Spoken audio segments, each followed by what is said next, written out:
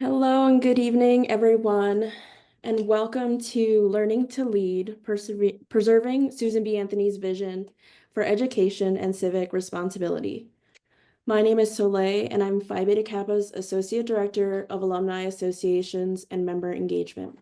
And I'm very excited to welcome our members from across the country. Tonight's event is a collaboration between the Susan B. Anthony Museum and House and the Phi Beta Kappa Society. As Phi Beta Kappa approaches its 250th anniversary, we are reflecting on the role that cultural institutions play in shaping civic dialogue. The Susan B. Anthony Museum is a great example of how history can be preserved and examined to inform the present and future, and demonstrates how institutions can connect and engage with their local communities. We will be joined tonight by Deborah Hughes, President and CEO of the National Susan B. Anthony Museum and House in Rochester, New York. Deborah will present on the museum's mission and Anthony's legacy. Later, we will be joined by Phi Beta Kappa Society's president, Esther Jones, who will lead a discussion connecting Anthony's work to the Society's mission and advancing knowledge and civic engagement through arts and sciences.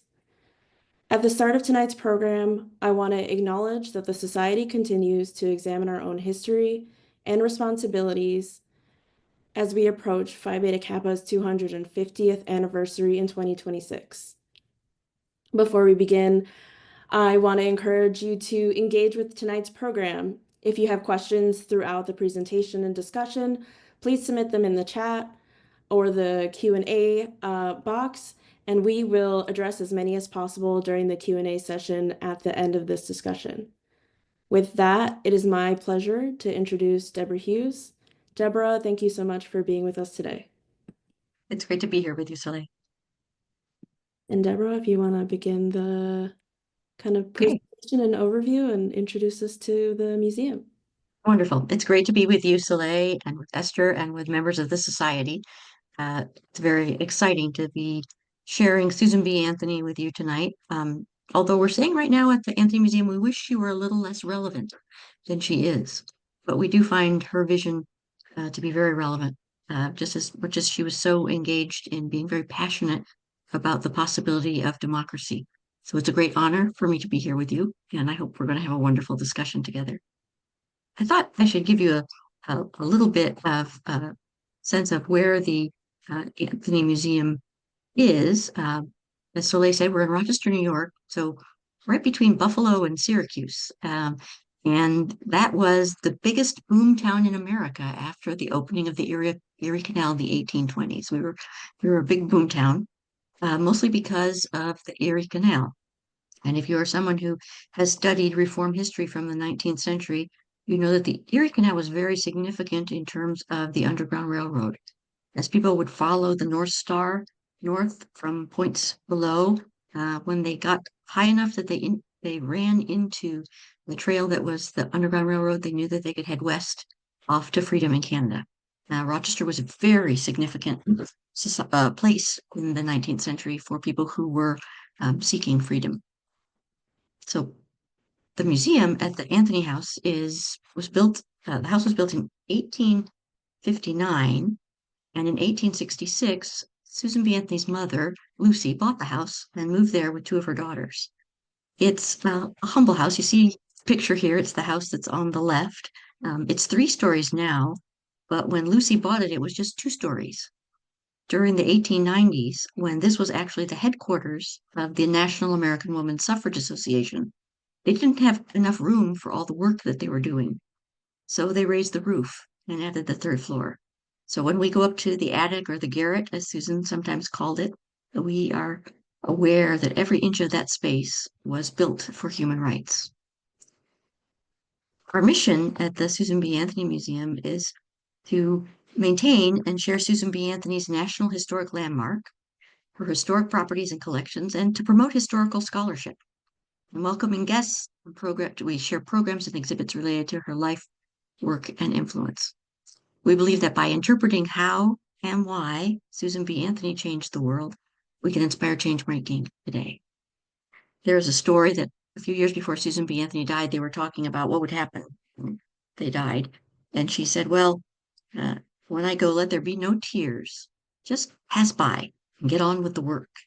And so at the Anthony Museum for the 80 years of our existence, that has been the biggest question for us. How can we get on with the work for human rights that she championed in her lifetime? If you come to the house, you will learn a lot about Susan's sister, Mary Anthony. Both Susan and Mary were educated to be teachers. There are a couple reasons for that. In the early 19th century, it was one of the only occupations open to a woman. And the Anthonys were Quakers. And a part of the Quaker belief is that if you can't marry someone within the meeting or within the Quaker society, it's better off for you to stay single.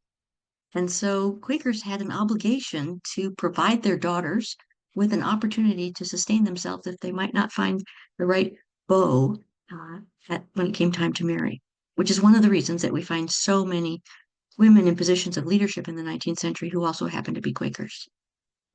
Susan and Mary were both educated to be teachers. And if you come to Rochester, you'll hear that Mary was asked to be the first female principal of a school in Rochester.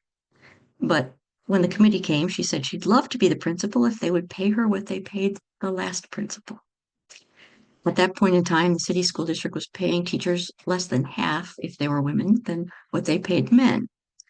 And so Mary declined to take the job unless she could have it with equal pay. It said that about 2 years later, the committee came back and offered her finally equal pay for equal work.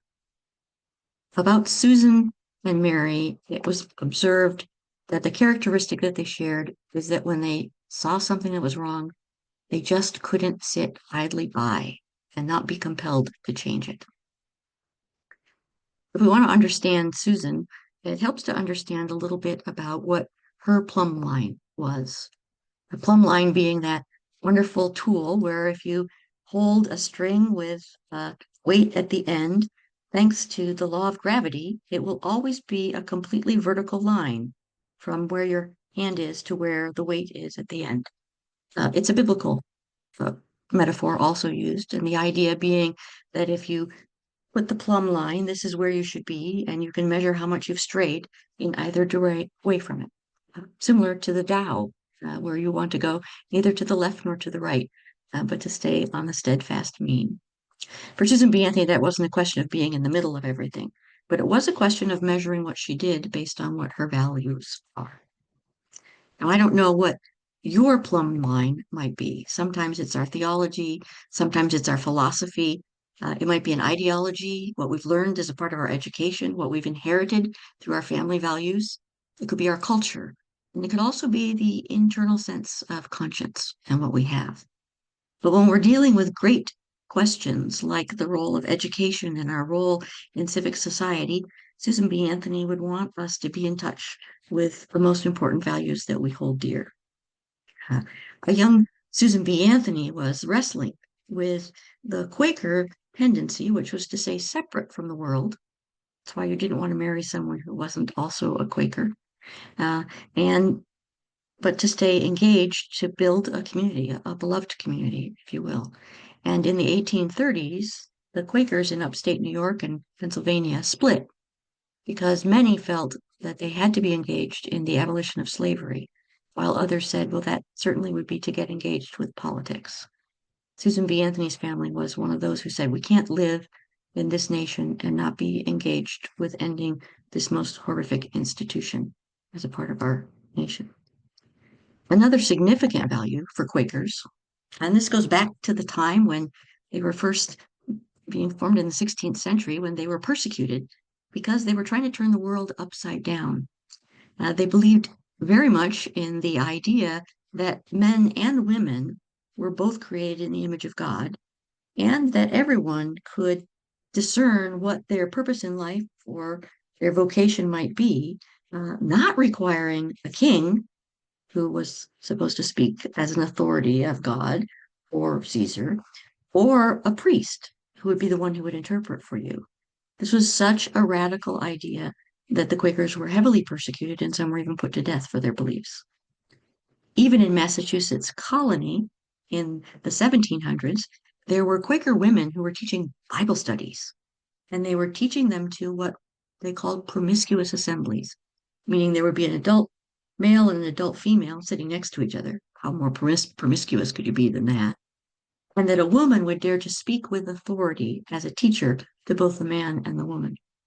Well, they were breaking all kinds of gender rules for society at the time, and women were expelled from Massachusetts colony for daring to teach Bible study. They went to Rhode Island, where they could find more religious freedom, uh, but they would make their way back. And there actually were women who were Quaker women, just 2 generations older than Susan B. Anthony, who in this country were put to death for daring to speak with authority as a woman in a position of power. So we know that for Susan B. Anthony, this idea that every human being is created equally and everyone is valued was critically important and essential. When you come to Rochester, and you notice I say when, because if you haven't been yet, of course you want to come to Rochester. There's fabulous culture and things to do and see, and you can come to the National Historic Landmark too. You would find at the gravesite of the Anthony family a large granite pillar. And around the sides of the pillar, we find 4 values that were significant to the family members. Humanity, which was so important in the 19th century because in the early democracy, the experiment that was only about 50 years old when Susan B. Anthony was born, still trying to sort out when it said that man is born with certain inalienable rights. Which people are we talking about? Do we include everyone? Well, in Susan B. Anthony's value system, against her plumb line, every person would have essentially the same value of any other person, regardless of their race, their religion, their social standing, their education, or any other factor. The essential humanity of a person was what put us all together in one family, but also put us all together in values and in essential value in society and before who Susan B. Anthony referred to as the creator. Another issue was equality. Certainly, if everyone was equal in terms of how they were created and how they should be treated and respected, then they should also be treated equally before the law, before society, in every place. Now, this was a place that even Quakers, I shouldn't say just even Quakers, but we are always trying to figure out what we mean exactly about equality. And in the 19th century in upstate New York, even though slavery had been abolished in 1827, there still were all kinds of laws that prevented people from having access to education, to property. A married woman, once she became married, the tradition of Jane Doe becomes Mrs. Fred Smith is actually a reflection of the law of coverture that said that actually Jane Doe ceases to exist. She becomes Mrs. Fred Smith, and Fred Smith can enter into contracts, can open a bank account, can own property, but anything that Jane Doe had has now become Fred Smith's. Susan B. Anthony was shocked and appalled in a world in upstate New York that a married woman couldn't own property. At one point, when Susan's father goes bankrupt in the crash of 37 and 38, and they have to auction her mother's petticoats and even her eyeglasses because of her father's bankruptcy, but her mother couldn't own property in her own name at that point in time. Susan also passionately believed in liberty, and this is where we see her advocating. Some people have said, well, wasn't she all about voting rights? Well, no. Susan B. Anthony believed in the vote as a means to build a democracy and a means to an end. Others would say, well, wasn't she all about women's rights? And she answered a reporter about that at one point. The reporter said, you've been always about women's rights, yes? And she said, no, it's always been about human rights. But if you could change the world for one half the population, why not start there? She believed in liberty, and so this is one of the reasons that for her, the abolition of slavery was an absolute necessity. Also, in every way, she felt that women and men, boys and girls, everyone should have all the possible freedoms, freedom of occupation, freedom of education, freedom and equal justice under the law, and that we could all thrive if everyone had equal liberty. She named her newspaper in the 1860s, the newspaper that she had with Elizabeth Cady Stanton, the Revolution, because she wanted to remind people that when The Revolutionary War was fought, and Susan B. Anthony had ancestors who fought in that war. Uh, it was fought for freedom, not in her mind for some, but freedom for all. And so she believed passionately that we hadn't gotten our democracy far enough along in its evolution. In fact, her sister Mary, who we introduced earlier, every year when she would pay her taxes on the house. Now, this is a little revelation. The Susan B. Anthony house was never owned by Susan.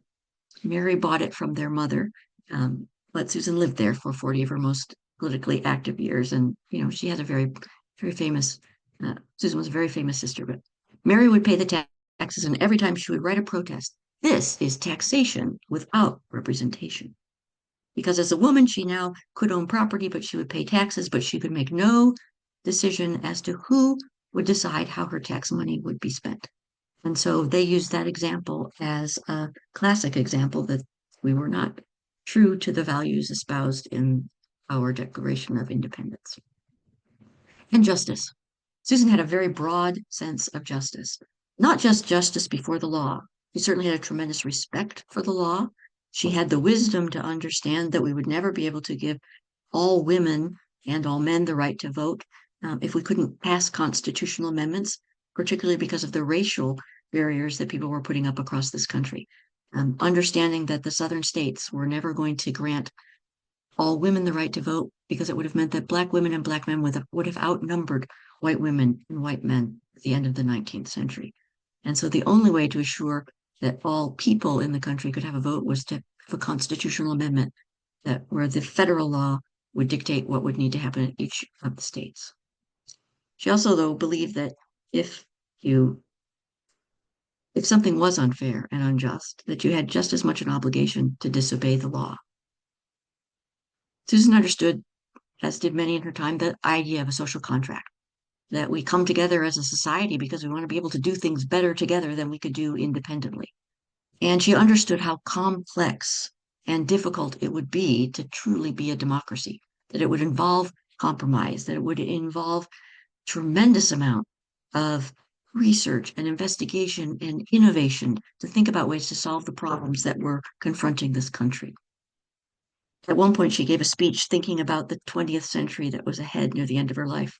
And she looked forward to a time when there would be masculine women and feminine men. And we would have finally learned ways to resolve conflicts on a national level by using diplomacy instead of violence.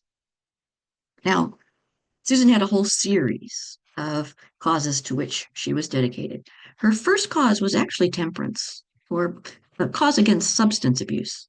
In the 19th century, where we mentioned that it was that a woman who was married could not own property in her own name. Now, imagine if you happened to be married to someone who was an alcoholic. It was legal in New York State for a father to indenture a child who had not even yet been conceived to pay his bar bill or his debts, so that that child who would get to an age would then be forced to be an apprentice for a period of indenture to pay off his bills. And a mother couldn't do anything about that law. So for Susan B. Anthony, as much as she believed in liberty, she also believed in moderation. And she saw so much drunkenness. There were people dying of cirrhosis of the liver in the 19th century in their 30s. So Susan's first passionate cause was temperance. She saw a whole lot of people who were drinking too much, and she saw the consequence for women and for children. This is in a day before a social net, where if you went into debt or you couldn't maintain your household, you might end up in a workhouse or in a prison. But it was temperance that radicalized her, because she went to a meeting of the Daughters of Temperance and the Sons of Temperance. Now, they couldn't meet together, that would be a promiscuous assembly. And there was a man who presided, and Susan was a fabulous organizer. And she had some great ideas about how they could be expanding their temperance work in New York State. And she rose to address the chair, and the chair, who was a gentleman, said, "Oh, the women are here to listen and learn, but certainly not to be heard from." So here's Susan, who's got this passion and dedication for this cause and wants to work and bring in her ideas, and she's walking out of the meeting because she won't be heard there. From then on, she understood that until women had both the resources to be able to do the work that they wanted to do and a voice and a vote, they'd never be able to change society the way she felt it needed to be changed. Now, some of the other people that she was acquainted with in the 1840s and 1850s were people who were teaching her all kinds of things about liberty and justice. Harriet Tubman, who was doing her work across upstate New York, and Sojourner Truth. On Sunday afternoons at the Anthony Farm in Rochester, you would find a whole bunch of New York State abolitionists gathered, maybe John Brown or William Barrett. This is where Susan B. Anthony met Frederick Douglass and his wife Anna Douglass and their children, Rosetta and others. All people who were teaching her about the ways that people's basic humanity, liberty, and equality were being denied in this country. And Susan had a passion that the Civil War would be a war that would end that kind of bias and could finally open the democracy so that there could be men and women who would both vote. But Susan B. Anthony saw things go backwards. In 1850, the United States passed a thing called the Fugitive Slave Act. Now suddenly, you could have someone arrested if they knew that a person had found their way to freedom, a formerly enslaved person. And as Susan B. Anthony says, and every man or woman in whose veins coursed a drop of human sympathy violated that wicked law, reckless of consequences, and was justified in so doing. Then Anthony Farm was one of the places along the Underground Railroad. And Susan spent 2 years traveling across the state of New York, agitating, as she and Frederick Douglass called it, to say to New Yorkers who had abolished slavery that that wasn't enough, that you couldn't be a part of a nation in which other people were still being held captive. So Susan was incredibly passionate about that as well. But at the end of the Civil War, she hoped that all of the people would get a vote. Now, she was not as broad-minded as some of us might have hoped, but she and others organized together to send a memorial to Congress to say, now that the Civil War is over, we're united in a front. They became the American Equal Rights Association, and we will push so that the two greatest groups of people who have been denied the right to vote will get the right to vote. And that would be Black men and women.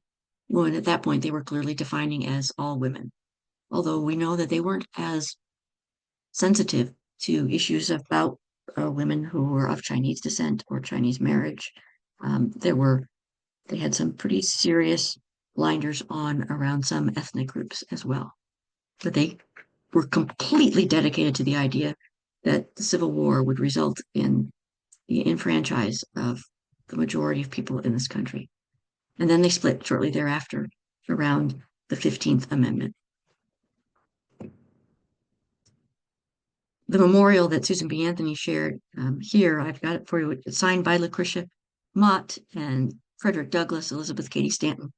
It's wonderful for you to look it up and hear this passionate plea to have a country where everyone can vote.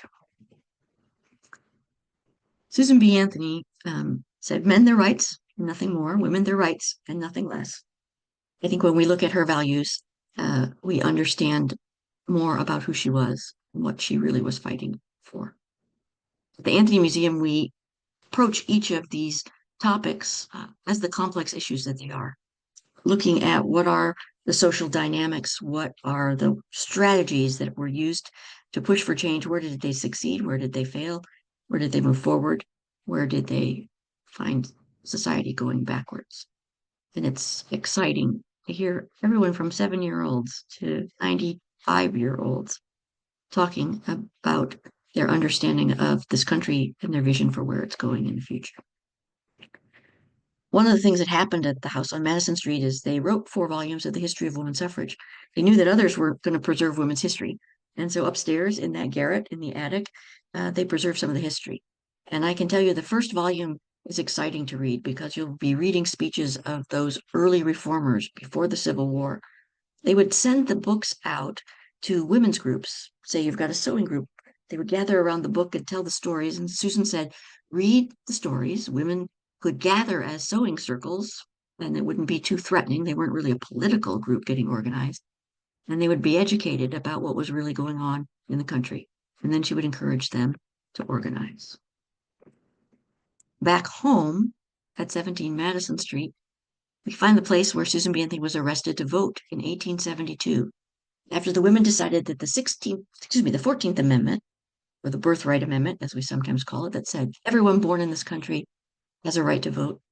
Perhaps that amendment, they thought, had already given women the right to vote. And Susan and others dared to go vote in Rochester. All across the country, women were attempting to challenge the law. But Susan and 15 were arrested and indicted, and she stood trial. And in the end, was found guilty of the felony, having presented herself as a woman when women did not have a right to vote. Susan's response to that was she felt that every constitutional, political, and judicial right had been trampled upon, because after all, the jury had been all men, but actually the judge had dismissed the jury before they even had a chance to render the verdict.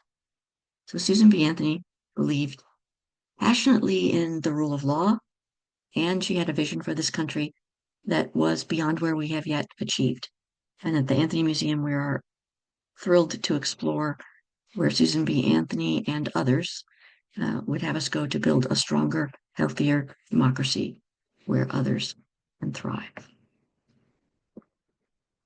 I want to show you one of the items from our collection because it's a good example of how a collection can help with history. We were given this about 2 years ago. This is actually a page from a guest book that was at 17 Madison Street between 1904 and 1906. And we didn't know it existed. It was given to us. A fellow bought a house, and Susan's niece, Grace, had lived there. And he asked us if this might be something that the museum would be interested in. Well, the signature that you see here at the top is Mary Church Terrell, a wonderful suffragist, significant Black woman leader. And it shows us that she was visiting the Anthony House on December 17th in 1904. And you can see that quote from Mary Church Terrell. When we got the guest book, there are about 400 signatures that are in it. Each one of those signatures is a story that hasn't yet been told. We've traced Mary Church Terrell to say, well, what was she doing? Why was she in Rochester in December? Why was she visiting Susan B. Anthony?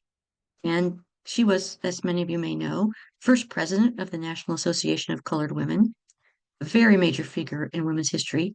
She was also one of the first members of the NAACP at W.E.B. Du Bois' encouragement. The reason she was in Rochester is she was coming to speak. And she wasn't just visiting 17 Madison Street, she was a house guest of Susan B. Anthony's. From this one object, we can learn about Mary Church Terrell. Who did she come with on that day? Who else was at the Susan B. Anthony house that day? What stories can they tell? We are still learning so much about women's history, about the history of Susan B. Anthony and so many other women. And it is through objects and personal items that we can begin, as we say sometimes, there are half a dozen PhDs in these objects as we begin to explore where they are. At the Anthony Museum, of course, our biggest object is the house itself and the stories that it tells and the things that we learn from it about what went on. This is the attic that I mentioned, the garret, that they added in the late 1890s so that the house could be the National American Woman Suffrage Association's headquarters. This is also where they wrote the history of women's suffrage and Susan B. Anthony's biography. I'd like to thank you for letting me have an opportunity to share a little bit about the house. And I think now we're going to have a conversation, Esther, and I look forward to talking with you.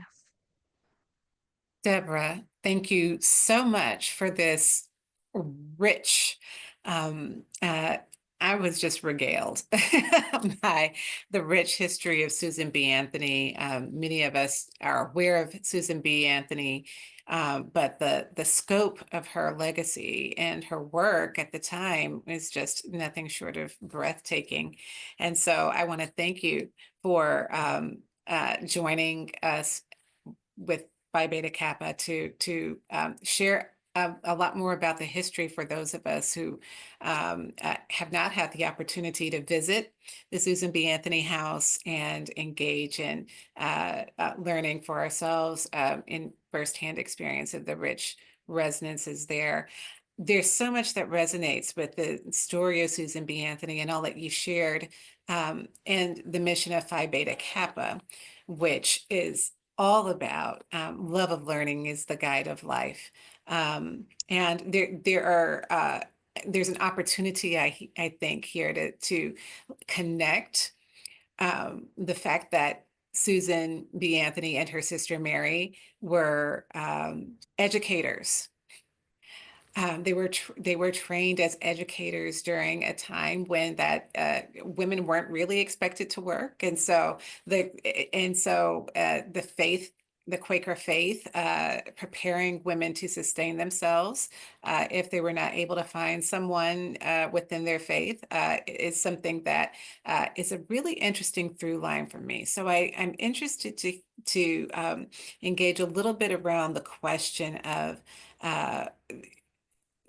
the way in which the revolutionary spirit. I love that the journal or their magazine that they wrote was called The Revolution, which also links very closely to the Phi Beta Kappa Society and the period in which at the American Revolution, the Phi Beta Kappa Society was born by people who were enthralled with this notion of freedom, freedom of thought, freedom of expression, young college students.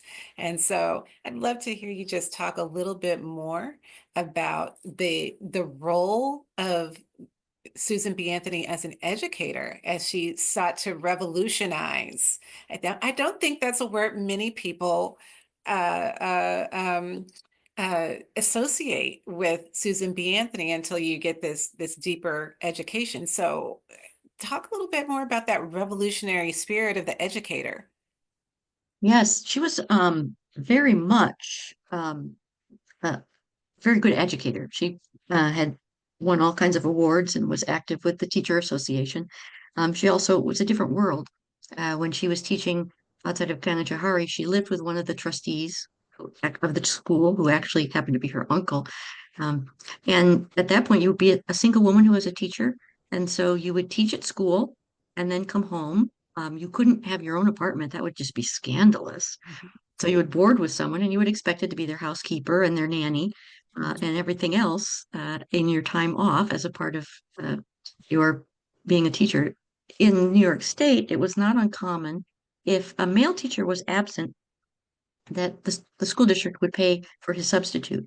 But if you were a female teacher, you were expected to pay for any substitute that you had when you were sick. Uh, so Susan, teaching, she excelled at it, and she was very good at it. And Mary was a teacher her whole life, as we mentioned, or being a principal. And Susan had a passion for education at all levels. At her 80th birthday, 80 children all came and put a rose in her lap to celebrate her birthday. And when she would come home from her travels, there's stories that uh, the school that Mary was the principal was just around the block. And the story was that Mary would come out and there would be Susan sitting on the front step talking to the kids. And Mary would have to say, Susan, you have to stop talking so they can get off to school. But she was also engaged when Rosetta Douglas, Frederick Douglass's daughter, was in school in the Rochester School District and was, although she was in a school with other children, she was pretty much being taught on her own because of the color of her skin. And so Susan raised that issue with Ida B. Wells Barnett when she was in town as an example that the North hadn't come far enough at all, and that there was still horrific racism. She was a strong advocate and helped to get women into the University of Rochester. U of R was quite slow. Folks had been going to Oberlin and Cornell and all kinds of other colleges, but the University of Rochester was not allowing women to earn a degree there. And so she organized a whole committee. And there's a famous story that they asked to raise $50,000 because of an endowment before they do it. The idea was they would build a separate building. They were going to let the women actually have classes with the men. And she came home from her speaking and found out they were $8,000 short of the $50,000 goal. And so she went around and knocked on doors and raised the last $8,000. And they went into the trustees, and the way the story goes, she's kind of stood in the background because, sometimes you don't want your agitator front. She was beloved, but not by everyone. Um, Mm, and they presented these pledges for the $50,000, and one of the trustees said, "Well, this man's not going to pay his pledge. He's too old and fragile. He's never going to pay his $2,000. So you haven't met your goal." oh, And Susan then stepped out of the shadows, as the story goes, and said, "There's a life insurance policy on me for $2,000. If he hasn't made his pledge by the time he dies, you will have my pledge." And so they had to let the women in. wow. Yeah. That is an amazing story. I believe it was her fellow suffragist and contemporary Mary Ritter Beard who once said, "Action without study is fatal, and Yes. study without action is futile." Yes. Her work, her life is just such an embodiment of that balance. Um, I'm wondering if I could ask you about 19th century social justice movements, because Cool. part of what you were articulating in your presentation is the ways in which there would be a little bit of progress, and then there would be a bit of regression, and then there would be some progress, and then there would be some regression. And certainly that is something I think remains a challenge even contemporarily. But could you talk a little bit about how the museum illustrates moments of this kind of ebb and flow of turbulence and resilience in her story? Are there any parallels that we might draw between the challenges that she faced in her time and those that might be happening in our more contemporary moments and movements for civic engagement? Esther's so many connections that we can make in today's. That's one of the things that's been fascinating for me about Susan B. Anthony, that as contemporary events change, she seems to be pretty evergreen about what's happening. People tend to romanticize the 19th century. It was horrific, Hmm. horrific. The violence, the misuse, the abuse, and Susan saw all that, which makes it even more remarkable that she did maintain her hope and her perseverance through all that Hmm. she did. After the Civil War, and during the Civil War, she's talking about, she sees that the enslavement of people has been a war we've been involved in through, she says, when the first stalwart Negro was taken in chains and kidnapped from the shores of Africa and brought to this country, we've been at war. Yeah. This is a war to end all wars. Hmm. And then there's this wonderful moment after the Civil War. They're passing the first Civil Rights Act in the United States. There, for a while, were more Black men representing people in Congress than there had ever been, and weren't for another 100 years. Um, and so there's all that excitement, but then they divide over the 15th Amendment, and there's emergence of Jim Crow South. Hmm. There's, um, you know, when she was working for the abolition of slavery, there's the Dred Scott decision, Hmm. horrific Supreme Court decision that declares that African Americans, even those who were free people, Hmm. were not entitled to be citizens of this country. Her Hmm. outrage at that, and what do you do about that when the highest court in the nation issues a verdict that is so anathema to what you believe or what you understand? Hmm. Um, During the 1850s, she helped to pass a Woman and Property Act so that women could own property. Hmm. Uh, the New York State Congress or New York State legislature saw an opportunity during the Civil War to back up some of those laws. Hmm. She saw women gaining opportunities to have more professions, to attend school, to get degrees. And then she saw the Comstock Act posted. The Hmm. Comstock Act that said that anything about women's reproduction or about women's bodies was obscene and couldn't be shared publicly. And a woman could no longer ask her doctor her about her body or about any child any child care issues or about birth control. Mm. Huge step back to take progress, and it was a slap in the face. I think Hmm. so many other things. The When Susan B. Anthony meets Ida B. Wells Barnett, when she comes to Rochester to share the Red Record and to expose the lynching that's happening, Hmm. to see with Plessy versus Ferguson, another Supreme Court verdict that says that separate and it can be equal.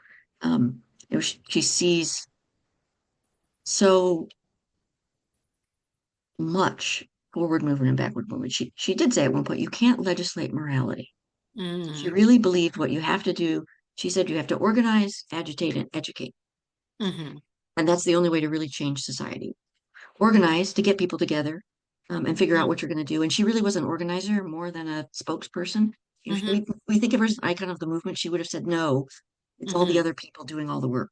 mhm, Um, and then she would say, then you have to educate. People have to know what's going on. If they're mhm, not sensitive to what's happening to human beings in the state next door or in the community, if they don't understand why this issue is important to labor, she was a good proponent for fair labor. And then you got to agitate. You got to wake people up and keep them going, keep them moving ahead. So mhm, I think the more we learn about the context of the people who were doing that incredible work, mhm, um, when I think about Ida B. Wells Barnett and um, Mary Church Terrell, who's a whole another generation younger, mhm, she was still living in the 1954, I think she died. mhm, Um, when I think about the overt and covert systems and structures that they had to deal with and how they were able to sustain and persevere and move forward, it's mhm, just so remarkable. mhm. It's certainly the case that she was able to really see the interconnectedness of multiple forms of oppression very early on. You're talking about,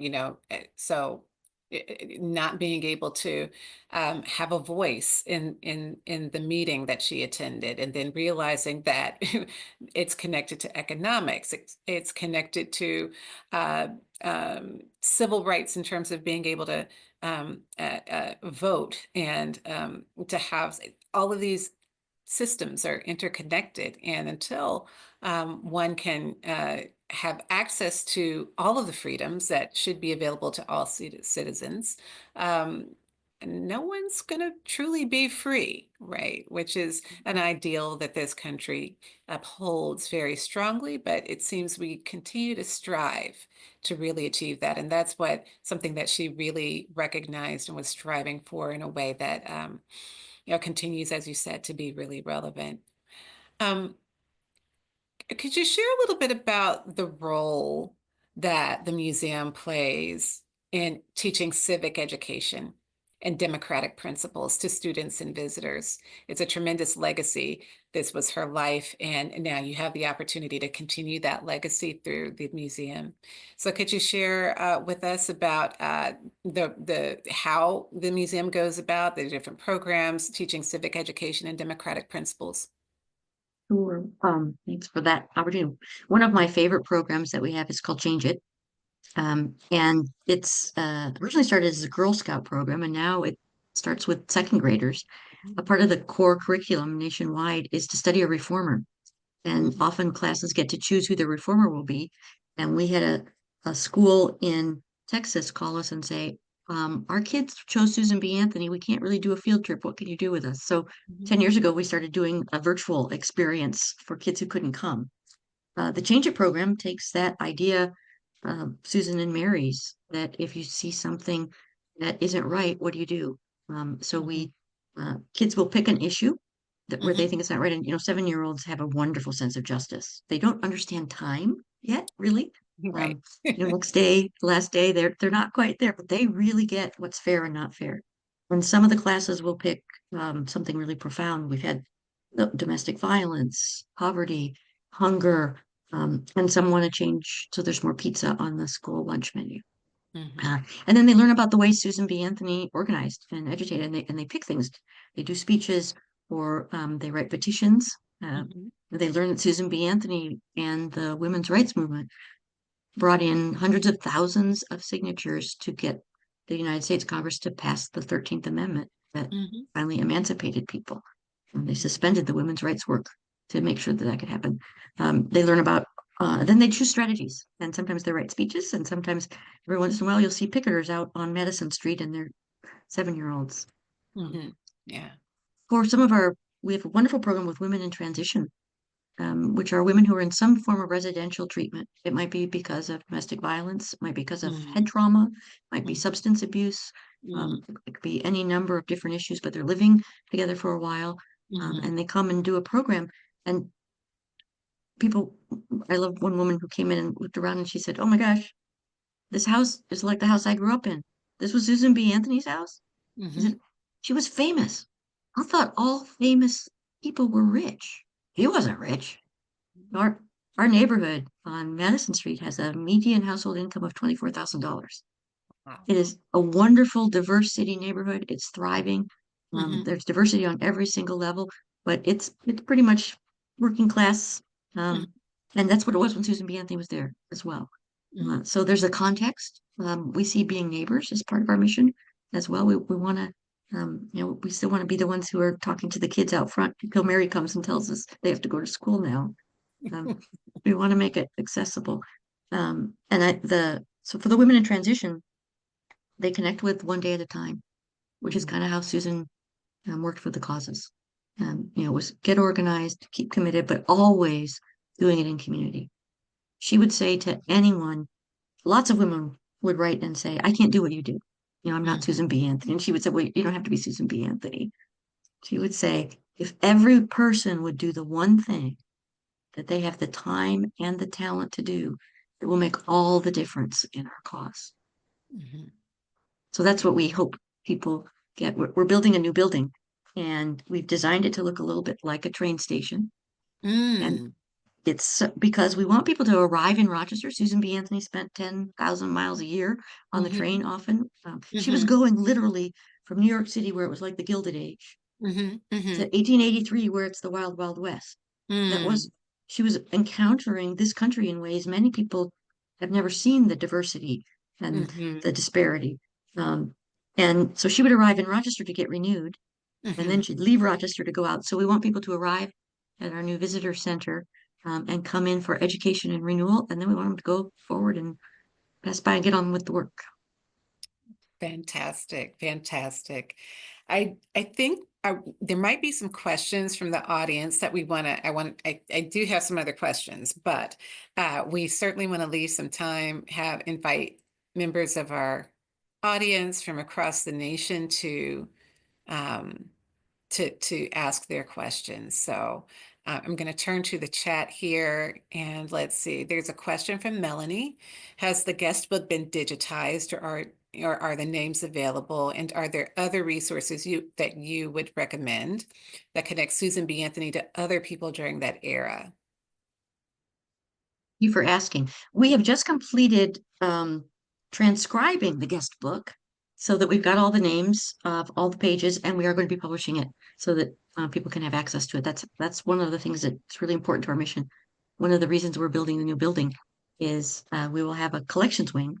because the items that aren't on display are in a lovely storage space that is busting at the seams. And we want to be able to give researchers, we have 5 colleges with museum studies programs within an hour of the Susan B. Anthony Museum. Mhm. And we think it's a very exciting joint project for them to help us do the research and figure out all kinds of things we don't know yet and process that collection. Fantastic. Wonderful. There are a couple of people, Kathy and Allison, oh, sorry, Kathy and B. Russell. They're eager to learn more, wanting to know if you have a good book, if there are any book recommendations that describe Susan B. Anthony's times or history or movies, anything else that, any other resources that people can go to find out more. My favorite book about Susan B. Anthony was written by Lynn Sher in the late 1990s, and it's called Susan B. Anthony in Her Own Words. It's not written like a biography in a chronology, so you can pick up a chapter and learn about Susan B. Anthony as the first leader who had a social reform cause that had a national press office, Mm. because she believed that was important to get out the cause. Or you can read about Susan B. Anthony, and she was nonpartisan. She believed that political parties have one function and it's not necessarily good government. And if you align yourself with a particular political party, you have to align yourself with everything they say, and didn't think that made good policy. So I recommend Lynn Sher's book. I Mhm. would also invite people to our website, which Mhm. is susanb.org. So Mhm. susanb.org, where we have lots of connections and resources, and they can learn. They can come visit the museum. We're open 300 days a year, every day but Monday, all year round. We can only get 35 people into the Susan B. Anthony House at a time, which is why we're adding another building too, because sometimes in the summer we're often sold out. When it's snowing in Rochester, that's a great time to come. We can spend lots of time with anybody who comes in. But so they can go to susanb.org, and also on that website they can click and learn more about our campaign and our building project and see what our vision is for that new building. Fantastic. Is the current museum wheelchair accessible? The first floor is wheelchair accessible, and our visitor center, which has the museum shop in it, and our educational space, those are all accessible. The second and third floor of the museum are not accessible. Okay, The new building is completely accessible. fantastic. And I've got one more question from Scott. He's curious, was there some, he is suggesting, was there some kind of disagreement between Susan B. Anthony and Frederick Douglass? There was. It was around the 15th Amendment. It was the question, they were always both dedicated completely to universal suffrage, meaning that everyone who was a citizen should have the right to vote. And Douglass never wavered in that, and neither did Susan B. Anthony. But shortly after the Civil War, the Republicans, who were the progressive party at the time, wanted to elect Ulysses S. Grant, and they couldn't do it without Black men voting. So they saw an opportunity right after the Civil War to pass the 15th Amendment that said no male person could be denied the right to vote on the basis of prior servitude. And Susan B. Anthony was devastated that they were splitting the movement. She felt that they'd never be able to get women the right to vote if they didn't, and she felt that the whole Civil War was, the whole point was to get everybody on board. Frederick Douglass was very clear that he felt it was a matter of survival for Black men at the time. And, so yes, so they split over that. However, the connections between them, there's so much more than we've even explored or written. And essentially, they believe the same thing, but they disagreed in the strategy. Yeah, which happens. Still happens. when you've got leaders with bold, strong visions. There's bound to be some disagreement on the how at some point. Right. Do you compromise so you can get somewhere? Yeah. Or do you stand your ground and maybe not? I mean, those are the greatest questions for people who are trying to make change. Absolutely. Someone in the webinar chat here is curious about the institutional structure of the museum and how the expansion is being funded. Sure. Glad to talk about that. So we are a not-for-profit education institution, a 501c3. In New York State, museums are chartered under the Board of Education.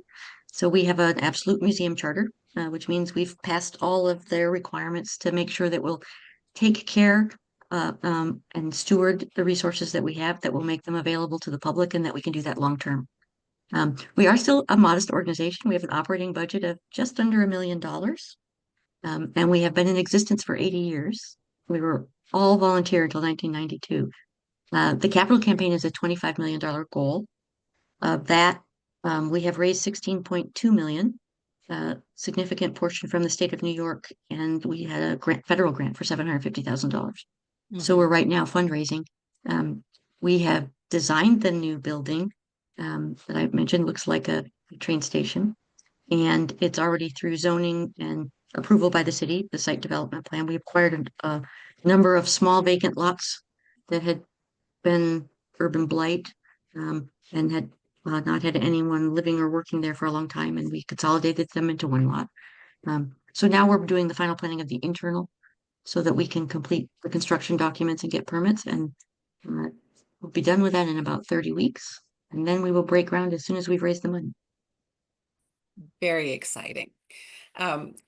As when we get maybe a little bit towards the end, maybe you can share with us how we could support the cause for those of us who would like to contribute to the capital campaign. Wonderful. Thank you. Yes. There is a comment that I think I would love to hear you kind of elaborate upon. So Kathleen, I believe, it says she must put in a word for Elizabeth Cady Stanton, Susan's partner in the revolution and the cause for 50 years, and who wrote many speeches for others to deliver. Susan said, quote, "She forged the thunderbolts and I fried them." She was too radical for her time, but should not be unmentioned. Could you talk a little bit about the relationship between Elizabeth Cady Stanton and Susan B? Absolutely. And I would include Matilda Joslyn Gage also. The three of them were the editors of those first 4 volumes of the history of women's suffrage.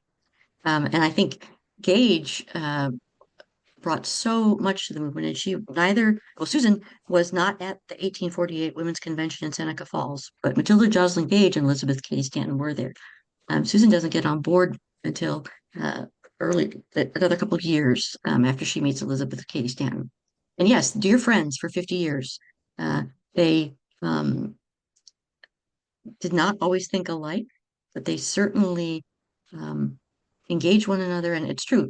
The story even goes that Susan sometimes, when she needed a speech or a document from Elizabeth Cady Stanton, would go to Seneca Falls, lock Elizabeth in her room, and take care of the 7 children while Elizabeth wrote the document. And it's true that Harriet Stanton Blanche said, "You practically raised us." So a wonderful relationship between them. Very different. Susan being the organizer. It's not true that Elizabeth Cady Stanton wrote all of Susan's speeches. In fact, Susan spoke extemporaneously, but Susan often went to Elizabeth to write a profound speech or a significant article whenever they were addressing the general public. Stanton wrote, her father was a lawyer. She wanted to be a lawyer, but her father wouldn't allow that. And Stanton had gone to England as a part of the American Abolition Society for an abolition convention, and was not able to be seated as a delegate because she was a woman. And that was one of the things that radicalized Elizabeth. So they were dear friends and compatriots. And yes, some of Stanton's writing is poignant and so on target today. Absolutely. So I think I've been able to get all the questions that our participants and our viewers have asked. So I'm going to ask 1 or 2 more questions. I think we've got about 15 more minutes. So I wanted to part of what this conversation has illuminated is the ways in which museums such as the Susan B. Anthony House Museum allow kind of enshrine a history of significant people, moments, and movements.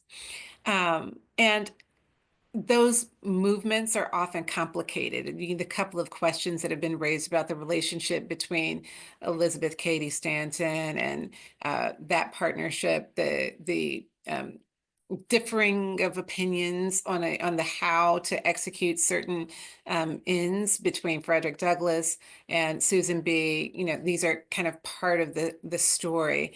But I wonder if you can share some thoughts about how the museum has approached this notion of creating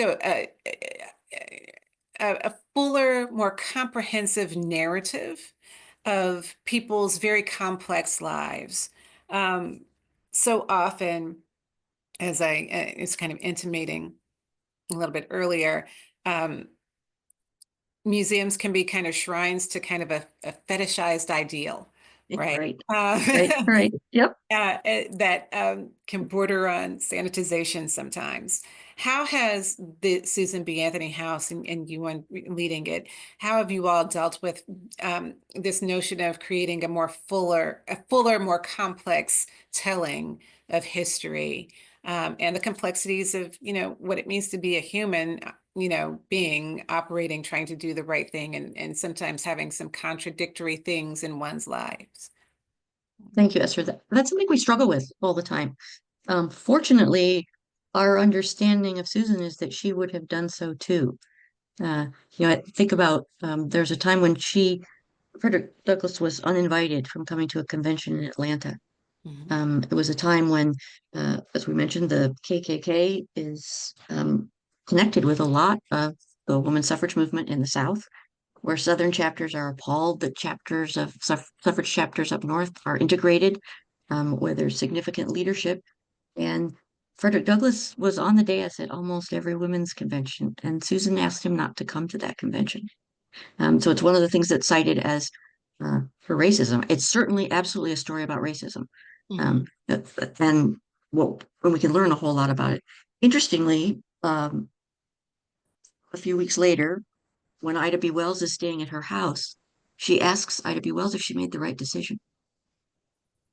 So that says that even Susan, who, they nicknamed her the General, they also called her Aunt Susan. Apparently she could be either one. She was rethinking about, was it the right thing or not the right thing? Did I do it and I think so part of our understanding as a museum is that's who she was, but that's who to the extent that she's wrong, we're not obligated to repeat those wrongs. That's the truth. And in terms of women's history, we have not done women's history. Unfortunately, there's so many records. Think of the records that have been lost for women who were enslaved. The written records, how much is oral tradition, how much has not been preserved. And